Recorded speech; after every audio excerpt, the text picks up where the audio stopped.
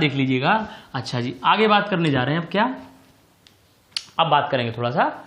अब ये तो सब हमने क्वालिटेटिव बातें कर ली, अब क्वांटिटेटिव, क्वांटिटी की बात कब करेंगे ना। मेजरमेंट कैसे करते हैं सर, ये रीडिंग चिल्ला रहे हो, क्या है ये, कैसे है, क्यों है, कब है, कहाँ है, ठीक है।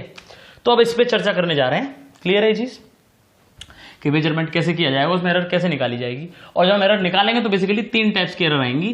पहली होगी एब्सोल्यूट एरर, ठीक है, एब्सोल्यूट एरर। और फिर क्या होगी, ये अगला क्लासिफिकेशन है, next classification of errors. Clear है, वो क्वालिटेटिव था, ये क्वांटिटेटिव क्लासिफिकेशन है। तो लिख लीजिएगा क्वांटिटेटिव क्लास, अब जो पढ़ रहे हैं क्या है, क्वांटिटेटिव क्लासिफिकेशन, कि क्वांटिटी के बेस पे एब्सोल्यूट एरर और relative error and percentage error, relative error and percentage error and percentage error. Clear है, इसकी बात हम करने जा रहे हैं, ठीक है। तो इसको समझने के लिए सबसे पहले आपको कुछ चीजें समझनी होगी कि मेजरमेंट किया कैसे जाता है। क्लियर है, आपको दिमाग में रखना है कि हम क्या पढ़ने जा रहे हैं। क्लियर है, इनको समझने के लिए हमें समझना होगा मेजरमेंट का प्रोसेस क्या होता है। प्रोसेस बेटा ये होता है कि एक अगर कोई चीज आप मेजर कर रहे हो तो वो एक बार मेजर नहीं की जाएगी, कितनी बार मेजर की जाएगी, कई बार मेजर की जाएगी। बोलो समझ में आया कि नहीं, पक्की बात है। और फिर उन सबका क्या लिया जाएगा, एवरेज। ये भी बता चुका हूं। ऐसा क्यों करते हैं, रैंडम एरर को दूर करने के लिए, बताया था ना। कई सारी रीडिंग्स लेते हैं और रैंडम एरर को दूर कर देते हैं एवरेज लेकर के। क्लियर है, और जो एवरेज लेकर के आता है वही हमारा एक्चुअल आंसर होता है। क्योंकि एक दिन में आप मुझे नहीं जान सकते, आपको मेरे साथ बहुत सारा वक्त बिताना होगा, यानी कई सारी रीडिंग्स लेनी होंगी और फिर उन सबका एवरेज करना होगा, वो मेरा कैरेक्टर होगा। बोलो मेरी बात समझ में आएगी नहीं। क्लियर है, बिल्कुल ऐसी क्वांटिटीज के बारे में कई सारी रीडिंग लेंगे, रीडिंग 1 2 3 वगैरह वगैरह सबको ऐड करके डिवाइड करेंगे, जितनी भी रीडिंग से मतलब एवरेज निकालेंगे सबका। एवरेज करने के बाद बताएंगे ये मेरा आंसर है, और वो हमारी ट्रू वैल्यू होगी। बहुत ध्यान से सुन लीजिए, वो हमारी क्या होगी, ट्रू वैल्यू। क्लियर है, या तो ट्रू वैल्यू क्वेश्चन में गिवन है तो वो ट्रू वैल्यू है, मतलब जैसे बोल दिया रॉड की लेंथ इतनी है, रॉड की लेंथ इतनी है, क्वेश्चन की अगर बात करूं तो वो क्या होगी, ट्रू वैल्यू, क्योंकि क्वेश्चन में गिवन है रॉड की लेंथ वो उतनी है, मतलब इट इज ट्रू वैल्यू। अब हम जब मेजरमेंट करते हैं तो हमारा जो आंसर आता है भाई वही तो, जैसे मान लो मैंने तुम्हें ये रॉड दी, बेटा इसको मेजरमेंट करो, तो आप क्या करोगे, एक बार, 2 बार, 3 बार, कई बार मेजर करोगे। एक बार किसी ने मेजर कर लिया, फिर एक बार दूसरे बच्चे ने, ग्रुप में जैसे 4 बच्चे बनाए मैंने, एक बार इसने, एक बार इसने, एक बार इसने, एक बार इसने, ठीक है, सबका एवरेज ले लिया। तो आपको बताओगे मैं सर इसकी लेंथ इतनी आ रही है। क्लियर है, so that will be true value. तो ध्यान से सुन लीजिए, क्वेश्चन में अगर कोई चीज गिवन है किसकी लेंथ इतनी है या कोई चीज इतनी है तो वो ट्रू वैल्यू हो गई। मेजरमेंट में क्या हो रहा है, बहुत ध्यान सुन लीजिए, मेजरमेंट जब हम कर रहे हैं तो हम बहुत सारी रीडिंग लेंगे और क्या करेंगे, एवरेज लेंगे फिर, और वो एवरेज जो होता है वही क्या होती है, ट्रू वैल्यू। क्लियर है ये चीज, बोलो समझ में आएगी नहीं। क्लियर है ये चीज, तो फटाफट से लिखिए। अब जरा कुछ बेसिक सी बातें हैं, है ना, बहुत ज्यादा इंपॉर्टेंट तो नहीं है, बता तो चुका ही हूं, लिख लो लेकिन फटाफट से कि इन measurement, in practical measurement process we take many readings to cancel out the random error, to minimize the random error. We take many readings to minimize the random error. ठीक है, क्लियर है चीज, ठीक है। अब लिखिए, suppose we are measuring a quantity A, small A बोल दीजिए, है ना। Suppose we are measuring a quantity A, हम ए को मेजर कर रहे हैं, ठीक है। Suppose we are measuring a quantity A and we have taken 6 readings. Suppose हमने कितनी रीडिंग ली है, 6 रीडिंग। आप n भी बोल सकते हो, चाहो तो लिख लो, we have taken n readings, 1 2 3 4 5 6 7 8 up to dot n तक ले रहे हैं। कितने तक ले रहे हैं, n, ठीक है, n फॉर नॉटी। क्लियर है चीज, तो इस तरीके से n रीडिंग ले रहे हैं। वो रीडिंग्स क्या है ना, we have taken n readings, नेमली क्या, रेस्पेक्टिवली कह दीजिए a1, a2, a3 dot an तक, ऐसे करके हमने n रीडिंग्स ले ली। बोलो समझ में आया कि नहीं, क्लियर है, ठीक है, ले ली। देखिए देन टेकिंग द मीन, क्योंकि हम क्या करते हैं फिर इसका एवरेज निकालते हैं।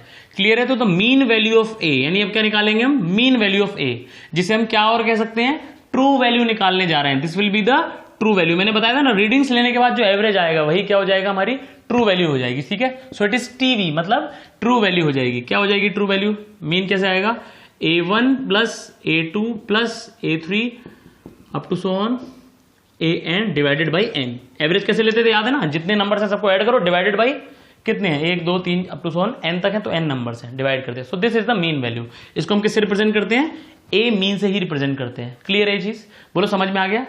तो ये हमारी ट्रू वैल्यू भी होती है, चाहे तो वहां लिख लीजिएगा इक्वल करके, चाहे यहीं पे लिख लीजिएगा, तो ट्रू वैल्यू होती है a मीन, यानी मीन को ही ट्रू वैल्यू हम लोग कहते हैं। क्लियर है, अब बहुत ध्यान से सुनते जाइएगा। अब देखिए एब्सोल्यूट एरर, बहुत ध्यान से प्रोसेस समझ लीजिए क्या है। एब्सोल्यूट एरर की डेफिनेशन आ रही है, लिख लीजिए इसके बाद, इतना करने के बाद ही आप लिखेंगे एब्सोल्यूट एरर। देखिएगा, it is the difference, it is the magnitude of difference of, लिखिए, it is the magnitude of difference of, क्या लिख रहे हैं आप लोग, it is the magnitude of difference of measured value and true value. It is the magnitude of difference of measured value and true value. याद है ना, जब मैंने आपको एरर सबसे पहले बताई थी तो क्या बताया था, measured value minus true value, उसी के मैग्नीट्यूड को हम क्या कहते हैं, एब्सोल्यूट एरर। क्या कहते हैं, एब्सोल्यूट एरर। क्लियर है ये चीज। साथ के साथ मैं आपको, चलो एक एग्जांपल तो इस पर कराऊंगा ही मैं। तो अब देखो एब्सोल्यूट एरर कैसे निकालेंगे। अब absolute error A part individual absolute error, individual absolute error. सबसे पहले हम निकालेंगे इंडिविजुअल एब्सोल्यूट एरर। बहुत ध्यान सुनिए, ये ए मीन क्या है, यही ट्रू वैल्यू है। और मेजर्ड वैल्यू कौन कौन सी है, एक मेजर्ड वैल्यू ये है, एक मेजर्ड वैल्यू ये है, एक मेजर्ड वैल्यू ये है, कई सारी मेजर्ड वैल्यू है। कितनी मेजर्ड वैल्यूज है, एन मेजर्ड वैल्यूज। ठीक है, तो क्या करोगे, देखो अब है ना फॉर A1 पहली जो रीडिंग है उसके लिए कितना आएगा absolute error for A1। Absolute error in A1 को रिप्रेजेंट किया जाता है ऐसे करके, जब मैंने डेल्टा लगा दिया, क्या लगा दिया, डेल्टा लगा दिया, so this is absolute error in A1। बोलो समझ में आ रहा है कि नहीं आ रहा, अरे पक्की बात है, अरे पक्की बात है कि नहीं, एब्सोल्यूट एरर समझ में आ रहा है कि नहीं, ये चीज एब्सोल्यूट एरर कितनी आ रही है, बहुत ध्यान से, मेजर्ड वैल्यू में से ट्रू वैल्यू को माइनस कर दीजिए और मोड ले लीजिए, है ना, क्योंकि एब्सोल्यूट एरर को मैं मोड करके शो करता हूं, क्योंकि मैग्नीट्यूड से मतलब है मुझे। सपोज जैसे कोई आई +5 और कहीं आई -5, तो एब्सोल्यूट में मैं प्लस और माइनस को नहीं देखता, बस इतने से बात करता हूं कि अच्छा 5 है, दैट्स इट। क्लियर है, मेरे लिए इतना मैटर कर रहा है। बोलो समझ आएगी नहीं बात, क्लियर है। इसीलिए मॉड लगा देते हैं, क्योंकि आप जानते हो, बता ही चुका हूं मैं, मॉड प्लस और माइनस को नहीं देखता, वो हमेशा प्लस में ही आंसर देगा। क्लियर है चीज। So it is mod of A1 minus A mean. Got my point और नॉट। मेजर्ड वैल्यू में से ट्रू वैल्यू को माइनस कर दिया, A1 में से A मीन को माइनस कर दिया, मेजर्ड वैल्यू ट्रू वैल्यू, और ये आ गया मेरा एब्सोल्यूट एरर इन दिस। ऐसे ही मैं फॉर A2 बात करूं अगर आपसे, तो एब्सोल्यूट एरर इन A2 कितना आएगा, क्योंकि हम हर एक में अलग अलग निकाल रहे हैं भी, इसमें अलग सबके लिए अलग, इसीलिए कह रहा हूं इंडिविजुअल एब्सोल्यूट एरर। तो ऐसे A2 कितना आएगा, del A2 is equal to A2 minus A mean का मॉड। बोलो बेटा पक्का समझ में आ रहा है कि नहीं आ रहा, अरे पक्की बात है, अरे पक्का समझ में आया कि नहीं आया, क्लियर है। अच्छा भाई, अगर मैं बात करूं डॉट डॉट डॉट ऐसी करके मैं फॉर AN निकाल रहा हूं डायरेक्टली, क्या निकाल रहा हूं, AN के लिए हम क्या बोलेंगे, इसके लिए हम बोलेंगे delta AN is equal to AN minus A mean. बोलो बेटा समझ आया कि नहीं, अरे पक्की बात है, अरे पक्का समझ में आया कि नहीं। ठीक है, तो ए पार्ट क्या था इसमें, इंडिविजुअल एब्सोल्यूट एरर्स क्या है, क्लियर है। अब हम क्या करेंगे, ये जो एब्सोल्यूट एरर्स आई हैं, A1 में कितनी एब्सोल्यूट एरर है, measured value A1 absolute error delta A1, measured value A2 absolute error delta A2, ये सब। तो जैसे इन मेजर्ड वैल्यूज का एवरेज निकाला था जिसको हम कहते हैं A मीन, ऐसे ही अब हम एब्सोल्यूट एरर्स का भी मीन निकालेंगे। क्या निकालेंगे, एब्सोल्यूट एरर्स का भी मीन निकालेंगे। ठीक है, तो इसका बी पार्ट लिख रहे हैं अब हम लोग। पहला पार्ट क्या था, इंडिविजुअल एब्सोल्यूट एरर्स, और बी पार्ट क्या है, मीन एब्सोल्यूट एरर। क्या लिखेंगे बेटा, मीन एब्सोल्यूट एरर। मेन यही होती है एक्चुअली, ठीक है, इसी को हम कहते हैं absolute error, mean absolute error, या सिर्फ अगर मैं कह रहा हूं एब्सोल्यूट एरर तो यही चीज है वो। ठीक है, ये तो बस एक बीच का स्टेप था, ये क्या था, एक बस मिड का स्टेप था, मेन यही चीज है एब्सोल्यूट एरर। कभी कोई पूछे ये एब्सोल्यूट एरर बताओ, तो क्या आंसर दोगे, यही वाला बताना है, मीन वाला। वो तुमसे ये नहीं पूछेगा इंडिविजुअल या मीन, वो तुमसे सीधे कहेगा एब्सोल्यूट एरर बताओ, तो आंसर क्या आएगा, ये वाला। हाँ, अगर वो पूछ रहा है इंडिविजुअल वाली बताओ तो फिर ये है। ठीक है, मैं आपको दोनों ही बता रहा हूं, क्लियर है। तो मीन एब्सोल्यूट एरर कैसे आएगा, डेल्टा A1, भाई जितनी भी ये सब हैं सबको क्या कर दो, ऐड करो, और डिवाइडेड बाई क्या कर दो, n कर दो। भाई मीन तो सबको निकालना आता है, एवरेज तो सब जानते हैं, इसको कहेंगे हम डेल्टा A मीन। अरे नहीं आई बात समझ में, अरे पक्का समझ में आया कि नहीं आया, पक्का समझ में आया कि नहीं आया, क्लियर है। इन सबका क्या कर दिया मैंने, मीन वैल्यू ले ली, इसी मीन वैल्यू को हम क्या कह रहे हैं, एब्सोल्यूट एरर। ठीक है, डेल्टा का मतलब है एब्सोल्यूट एरर की मीन वैल्यू, क्लियर है। और ये अपने आप ही पॉजिटिव आएगा, इसमें मोड लगाने की जरूरत नहीं है। क्यों नहीं है समझ लो, भाई ये सारी वैल्यू पॉजिटिव हो गई ना, क्योंकि मोड लगा दिया, तो पॉजिटिव को ऐड करोगे तो पॉजिटिव तो आएगा, तो ये तो खुद ही पॉजिटिव है, इसमें मोड लगाने की कोई भी जरूरत नहीं है। बोलो पक्का समझ में आया कि नहीं, अरे पक्की बात है, पक्का पक्का, चलिए बढ़िया। अच्छा भाई मिटा दो जरा इसको, यहां तक तो लिख लिया होगा। अब देखिए रिप्रेजेंटेशन ऑफ क्वांटिटी, अगली हेडिंग लिखिए इसके बाद। So this is the mean absolute error, या एब्सोल्यूट एरर भी कहते हैं सिर्फ। अब इसके लिखिए रिप्रेजेंटेशन ऑफ क्वांटिटी। तो आप जो आंसर बताओगे वो कैसे बताओगे, मेजरमेंट किसको करना था, किसका करना था, ए का करना था, तो आंसर कैसे लिखोगे हमेशा याद रखें, ए mean plus minus delta A mean. अब मैं आपको समझाता हूं, सपोज करो जैसे आप टाइम का मेजरमेंट कर रहे थे, किसका मेजरमेंट कर रहे थे, टाइम का, और टाइम जो आ रहा है एवरेज, सपोज वो आ रहा है 3.51 सेकेंड्स, ये तो आ गई एवरेज वैल्यू। तो तुम टाइम कैसे लिखोगे, देखो टाइम बराबर एवरेज वैल्यू कितनी आई 3.51 सेकेंड्स। और सपोज करो जो एरर आ रही है, ये वाली जो एरर है, एब्सोल्यूट एरर जो आ रही है, ये एरर, ये क्या है एरर, ये है वैल्यू, ये है ट्रू वैल्यू, और ये क्या है एब्सोल्यूट एरर को बता रहा है। क्या बता रहा है एब्सोल्यूट एरर को। सपोज ये आ रहा है 0.07 सेकेंड्स, कितना आ रहा है सपोज करो, मैंने ऐसे ही ले लिया 0.07 सेकेंड्स आ रहा है। तो मुझे इतना तो पता चला कि जो आंसर आने वाला है वो 0.07 सेकेंड, यानी जो गलती है वो 0.07 की है। अब वो गलती प्लस में भी हो सकती है और माइनस में भी, क्योंकि रैंडम एरर का कुछ पता ही नहीं। मैं मीन क्यों लिया था, एवरेज क्यों लिया था, रैंडम एरर को कम करने के लिए। कम ही तो कर सकते हैं, खत्म तो नहीं कर सकते। बोलो समझ में आ रहा है कि नहीं। रैंडम एरर को क्या कर सकते हो, कम कर सकते हो, खत्म तो नहीं कर सकते। क्लियर है, यानी अभी भी रह गई एरर, कितनी आ रही थी, 0.07 आ रही है। अब इसमें मुझे नहीं पता ये प्लस होगी कि माइनस, क्योंकि रैंडम एरर का किसी को मालूम ही नहीं होता। क्लियर है, तो इसीलिए मैं प्लस भी लगाऊंगा और माइनस भी लगाऊंगा, दोनों, कुछ भी हो सकता है। क्लियर है, मतलब यहां प्लस भी और माइनस भी। तो अगर तुम ध्यान से सोचो तो ये दो चीजें लिखी हो गई, एक में प्लस वाला साइन ले लो 3.51 प्लस 0.07, और एक में माइनस वाला साइन लेके देखो जरा 3.51 माइनस 0.07। ठीक है, इसको जब देखोगे तो ये आ जाएगा 3.58 सेकेंड्स, और इसको जब देखोगे तो ये आ जाएगा कितना 3.44 सेकेंड्स। ठीक है, तो आंसर क्या दोगे आप लोग, आंसर ऐसे लिखा जाता है हमेशा। जैसे मैं पूछूं टाइम का मेजरमेंट करो, आपने मेजरमेंट करा, एवरेज निकाला, फिर इंडिविजुअल एरर्स निकाली, फिर उनका एवरेज निकाला, और आपने ऐसे ऐसे लिखा, एवरेज आया 3.51 सेकंड, मीन एरर आई 0.07 सेकंड। तो इस आंसर को ऐसे लिखा जाएगा। इसका मतलब क्या समझ लीजिए कि भाई इसकी वैल्यू जो एवरेज आ रही है वो तो 3.51 सेकंड है। मतलब अगर आप कहीं इस वैल्यू को यूज करना चाह रहे हो, जैसे आप कहीं कोई फॉर्मूला डिराइव करना चाह रहे हो, आपने मेजरमेंट किया है और आप किसी फॉर्मूले में वैल्यू पुट करना चाह रहे हो टाइम की, समझ रहे हो मेरी बात। जैसे फिजिक्स में आपको फॉर्मूला लगा रहे हो जिसमें आपको टाइम की वैल्यू रखनी थी, टाइम की वैल्यू रखने के लिए आपने टाइम का मेजरमेंट किया, मेजरमेंट की ऐसा आ रहा है मेजरमेंट ये, तो उस फॉर्मूले में क्या वैल्यू रखी जाएगी 3.51, मतलब it is the true value. Clear है चीज। लेकिन इसमें वो ये कह रहा है कि इतनी है, मतलब ये तो है, लेकिन थोड़ी बहुत एरर हो सकती है। वो एरर ये हो सकती है मैक्सिमम 0.07 आगे हो सकता है 3.51 से, या मैक्सिमम नीचे हो सकता है 0.07। मतलब ट्रू वैल्यू कितनी है 3.51 सेकंड, लेकिन गारंटी नहीं है कि 3.51 ही होगी, प्लस या माइनस, मतलब साथ में एरर भी है थोड़ी सी। क्या है, सुन लो एरर क्या है। मतलब इस बात 0.07 हो गई एरर, मतलब गारंटी इस बात की नहीं है कि वैल्यू 3.51 है, गारंटी इस बात की है कि वैल्यू इन 3.44 सेकंड से 3.58 के बीच में, ये गारंटीड बात है। ये कह रहा है ये मेजरमेंट। फिर से बता रहा हूं ये मेजरमेंट क्या कह रहा है। मेजरमेंट ये समझ में आएगा, ये कैसे लिखते हैं, एक मीन वैल्यू और फिर एरर भी लिखते हैं कि देखो भाई एवरेज तो ये आ रहा है, मतलब अगर कहीं इस टाइम की कहीं वैल्यू रखने को कह दूं कि टाइम कितनी की वैल्यू रखो, कितनी रखोगे, तो क्या रखोगे 3.51। ये इसका तो ये पर्पस है, इस मीन वैल्यू का ये पर्पस है, कहीं किसी फॉर्मूले में रखना हो तो भाई साहब ये रखोगे आप। क्लियर है, समझ में आ रही है मेरी बात।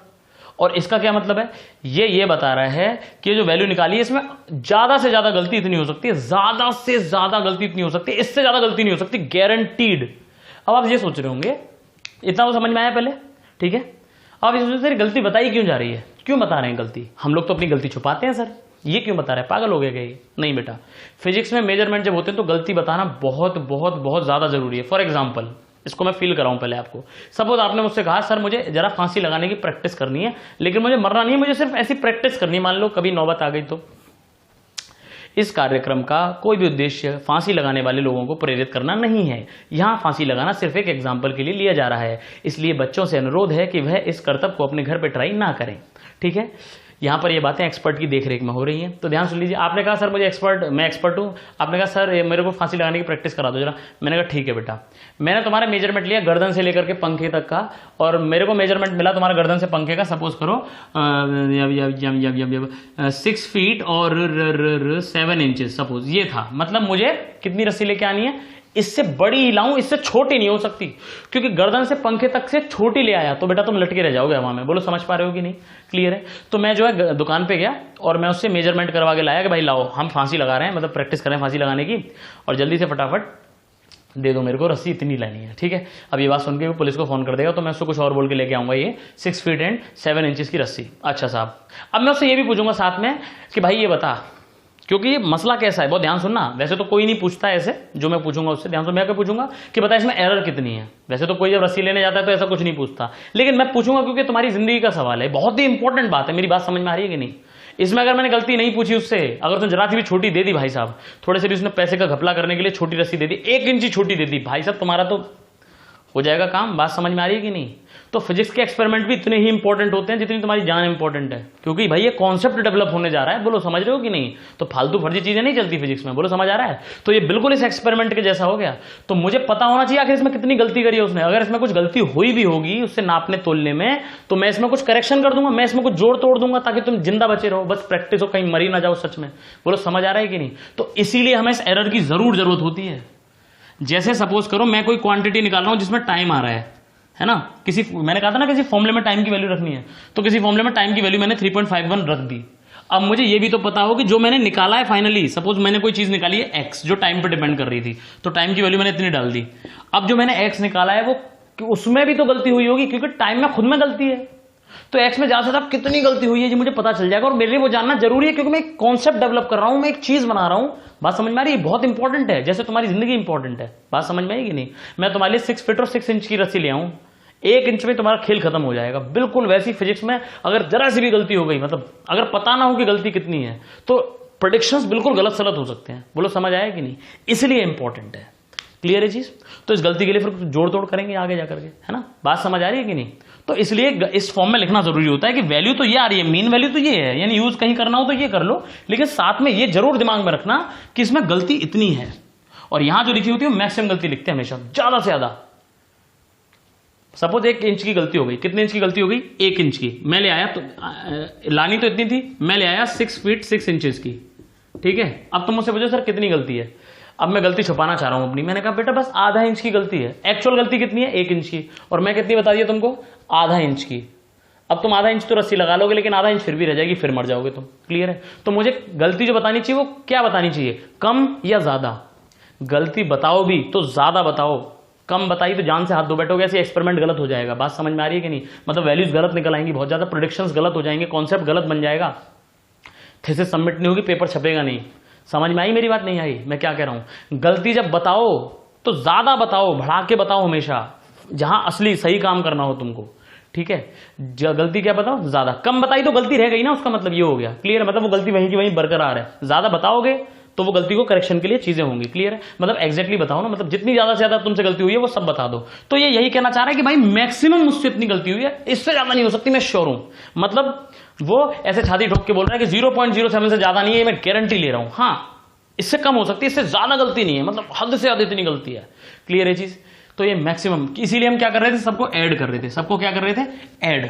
तब ताकि सब ऐड ही ऐड हो, और प्लस माइनस की जगह सबको प्लस मॉड इसीलिए लगाया ताकि सब प्लस वाली आ जाए। कोई प्लस होती कोई माइनस होती तो क्या हो जाता? दिक्कत हो जाती। बात समझ आ रही है कि नहीं आ रही? मतलब मैं कहना चाह रहा हूं, सिर्फ समझाना चाह रहा हूं आपको, रिलेट कर रहा हूं चीजों को।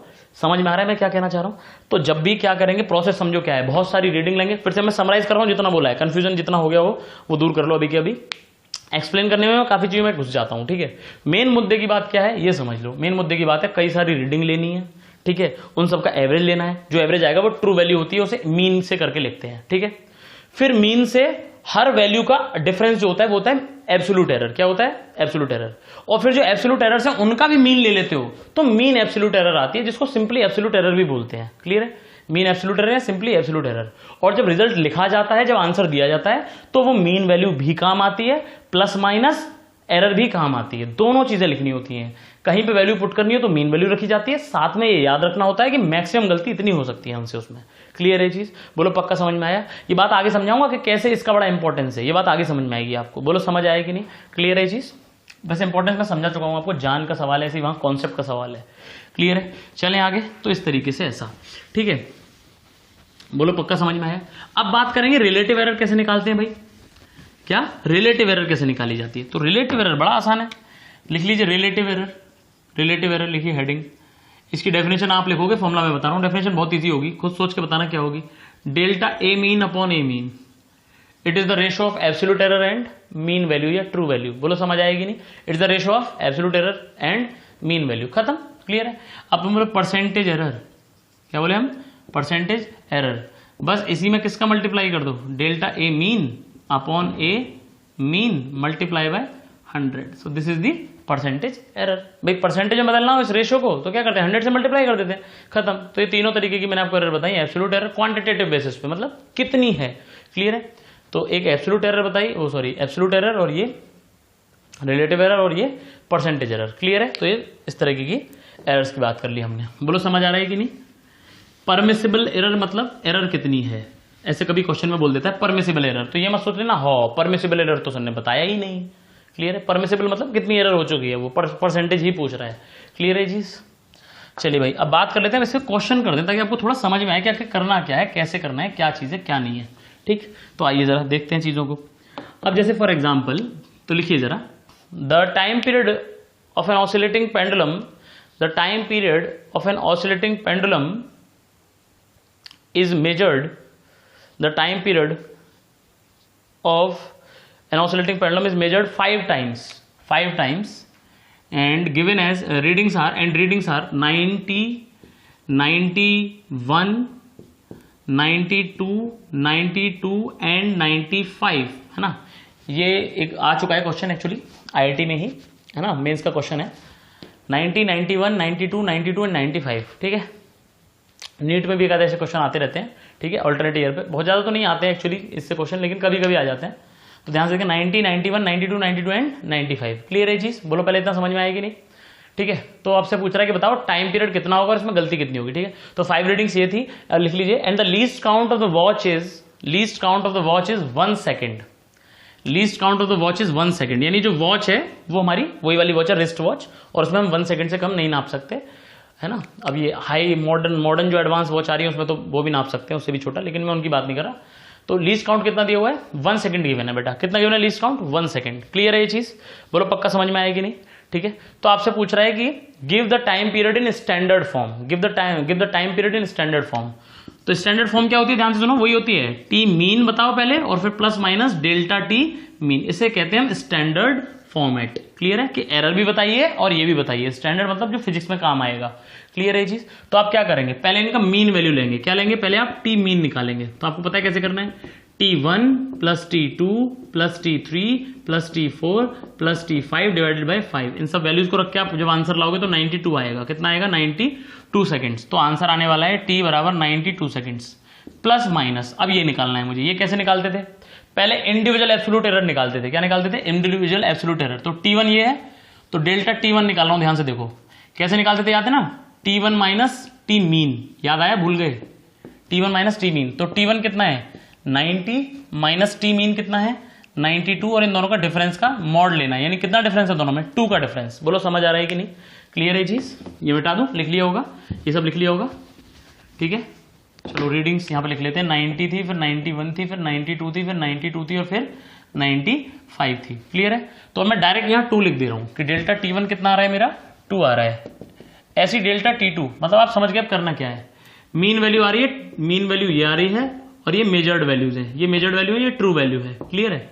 इन दोनों का डिफरेंस 2 है। ऐसे ही डेल्टा T2 इन दोनों का डिफरेंस कितना है? 1 है, तो ये 1 आ गया। डेल्टा T3 थर्ड वाली रीडिंग का डिफरेंस कितना है? 0, कोई डिफरेंस ही नहीं है दोनों में, तो 0। ऐसी डेल्टा T4 कितना आ रहा है? 0। बोलो समझ आएगी नहीं? ऐसी डेल्टा T5 फिफ्थ वाले में डिफरेंस कितना आ रहा है? 3। बोलो समझ आएगी नहीं? तो डेल्टा T मीन कितना आ जाएगा? डेल्टा T मीन, तो डेल्टा T मीन में क्या करते हैं, सबको ऐड करके divide by 5। 2 plus 1 plus 0 plus 0 plus 3 divided by 5। बोलो समझ आएगी नहीं? तो हो गया तुम्हारा 6/5, आ गया 1.2 सेकंड्स। क्लियर है चीज? बोलो समझ में आएगी नहीं? तो आप इसे लिखोगे 1.2 सेकंड्स है ना, और आंसर हो जाएगा गलत। क्या हो जाएगा आंसर? गलत।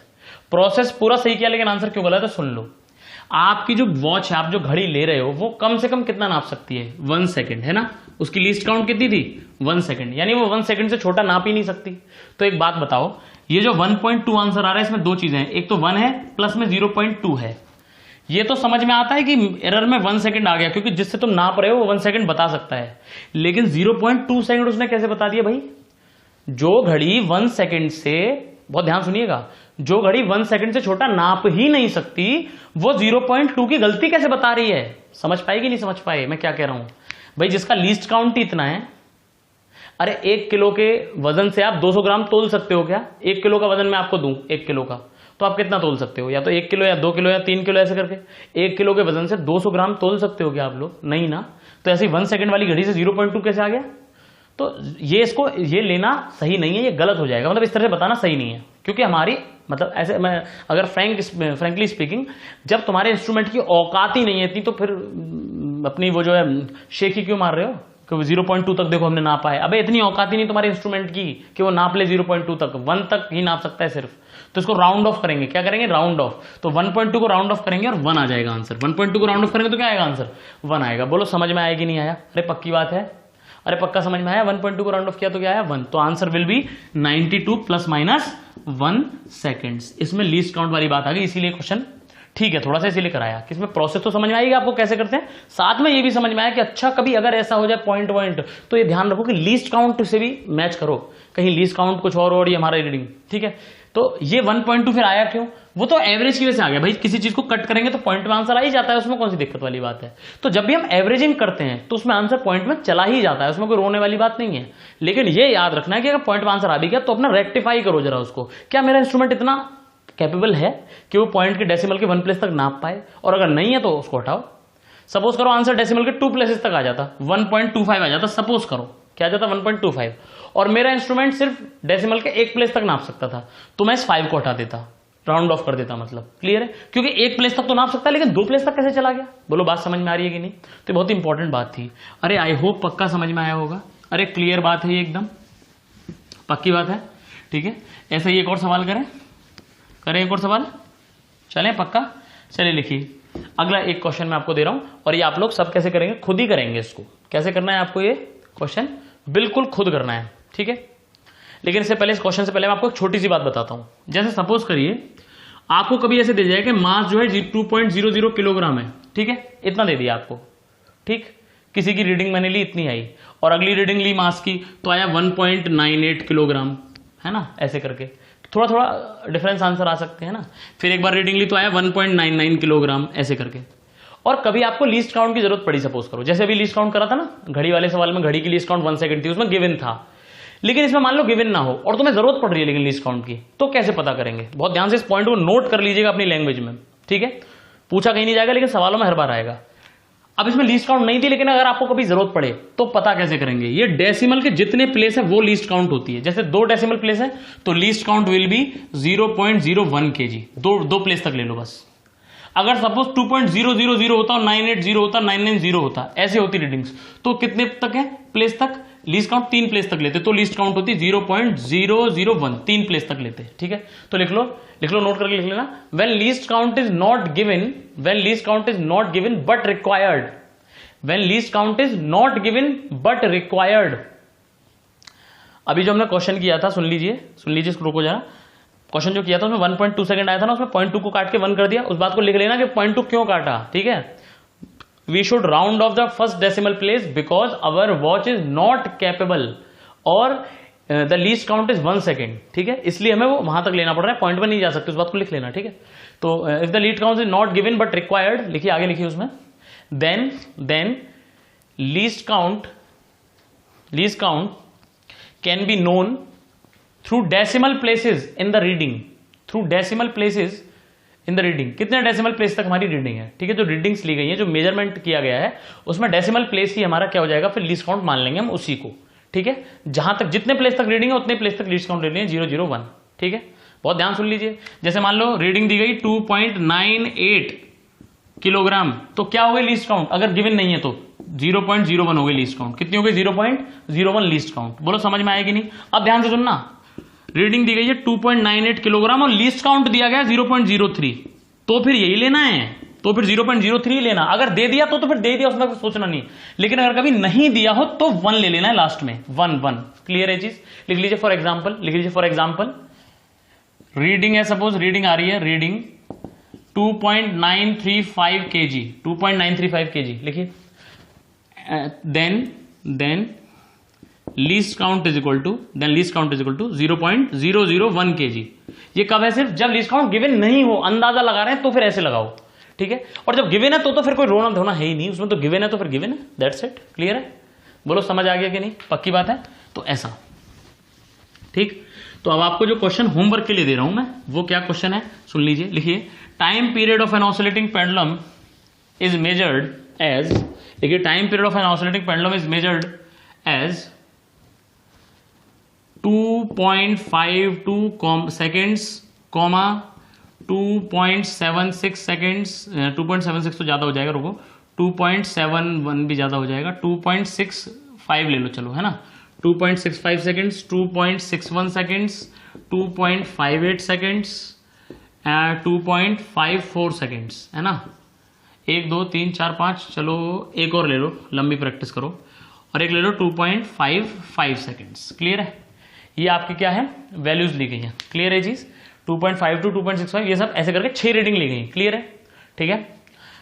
Denote the time period in standard form. Standard form मतलब मीन वैल्यू निकालो, वो भी लिखो, प्लस माइनस में डेल्टा टी मीन भी लिखो। बोलो समझ आ रहा है कि नहीं, ऐसा। तो ये चीज आपको ध्यान में रख करके काम करना है, ठीक है। याद रखना, इसमें लीस्ट काउंट नहीं दे रहा हूं, लीस्ट काउंट नहीं दे रहा हूं तो अपने आप कितनी हो जाएगी, 0.01 सेकेंड्स। अगर गिवन नहीं है तो, गिवन होती तो गिवन होती फिर। क्लियर है, नहीं गिवन है तो कितने प्लेस तक लेनी है, 0.01 सेकंड। तो मैं इसमें दे नहीं रहा हूं क्वेश्चन में। क्लियर है चीज, लेकिन आप समझ गए कि कितनी हो जाएगी लीस्ट काउंट। इस बात को भूलना मत, ऐसा क्वेश्चन मिलेंगे आपको जहां लीस्ट काउंट नहीं गिवन होगी। क्लियर है चीज, तो इसमें ये ऐसा क्या करोगे, सबको ऐड करके एवरेज ले लोगे तो मीन वैल्यू आ जाएगी। क्लियर है, फिर उस मीन वैल्यू में से, इसको ट्रू वैल्यू भी कहते हैं, इस मीन वैल्यू में से इंडिविजुअल को माइनस करके क्या आ जाएगा, एब्सोल्यूट एरर। फिर एब्सोल्यूट एरर जो है सब में उनको ऐड करके एवरेज लोगे तो मीन एब्सोल्यूट एरर आ जाएगी, बस खत्म। अब एक बात ध्यान रखना, मान लो मीन एब्सोल्यूट एरर आ रही है 1.183 सेकेंड्स। अब तुम खुद सोचो, क्या डेसिमल के 3 प्लेस तक आप एरर बताई जा सकती है, जब तुम्हारी घड़ी जो है वही दो प्लेस तक बता पा रही है सिर्फ, जिससे तुम मेजरमेंट कर रहे हो। क्या वो डेसिमल के 3 प्लेस तक जा सकती है? कभी नहीं जा सकती। क्या कह रहा हूं मैं, कभी नहीं जा सकती। इसीलिए राउंड ऑफ करो 2 प्लेस तक। क्लियर है ये चीज, पक्का समझ आया, ठीक है। इवन मैं और भी डीप में बात बता सकता हूं आपको, और भी डीप में, मतलब 1 प्लेस तक भी जा सकते हैं कभी कभी, तो ऐसा भी होगा। खैर उस पर इतना दिमाग मत दो, इस क्वेश्चन को कर लेना। क्लियर है, और फिर एनसीईआरटी में एक सॉल्व एग्जांपल है, बिल्कुल ऐसा ही है, उसमें भी वैल्यूज कुछ ऐसी मिलेंगी आपको, बिल्कुल, है ना। एक्चुअली वही दिया है मैंने, थोड़ा सा चेंज कर, मतलब वैल्यूज चेंज करके बस, ठीक है। तो आप उसको भी देख सकते हैं, बिल्कुल उसी से हो रहा है, एनसीईआरटी का सॉल्व एग्जाम्पल है। क्लियर है ये चीज, बिल्कुल सेम। क्लियर है ये बात, बोलो पक्का समझ में आ गया, कर लोगे इसको खुद से? क्या मैं इतना भरोसा कर लूं आप लोगों पे? तो आपको इसमें क्या क्या निकालना है, ध्यान से सुनिए। मतलब एक तो स्टैंडर्ड फॉर्म में लिखना ही है, यानी एब्सोल्यूट एरर भी निकालनी है और मीन वैल्यू भी निकालनी है। फिर इसके बाद आप रिलेटिव एरर भी निकालेंगे। इसमें क्या निकालेंगे, रिलेटिव एरर। रिलेटिव एरर कैसे निकालोगे आप लोग, बताओ जल्दी से। रिलेटिव एरर कैसे निकालोगे? रिलेटिव एरर निकाली जाएगी कैसे करके, इसी वैल्यू को डेल्टा टी मीन को क्या कर दोगे आप लोग, डेल्टा टी मीन को डिवाइड कर देना किससे, टी मीन से, और मल्टीप्लाई बाय क्या कर देना बेटा, 100। आंसर आ जाएगा, खत्म, दैट्स इट। क्लियर है चीज, बोलो समझ आया। ऐसे सॉरी ये तो परसेंटेज एरर हो गया, 100 से मल्टीप्लाई करो तो क्या आएगा, परसेंटेज एरर। रिलेटिव एरर में क्या करना है, 100 से मल्टीप्लाई नहीं करना है, खत्म, इसे कहते हैं रिलेटिव एरर। इससे इसको डिवाइड कर दो बस, रिलेटिव एरर। बोलो समझ आया कि नहीं आया? अरे बोलो पक्का समझ में आया, क्या इसको कर सकते हो? क्लियर है, तो समझ आया मेजरमेंट कैसे कर रहे हैं हम लोग। मेजरमेंट में एक रीडिंग है क्या, बहुत सारी रीडिंग है, बहुत सारी रीडिंग है, पक्का समझ में आ गया। अब जब आप ये प्रोसेस समझ चुके हैं तो आप 2 टर्म को समझने लायक हो गए हैं, और वो 2 टर्म्स हैं एक्यूरेसी एंड प्रिसीजन। किसी भी मेजरमेंट इंस्ट्रूमेंट से जो हम मेजरमेंट कर रहे हैं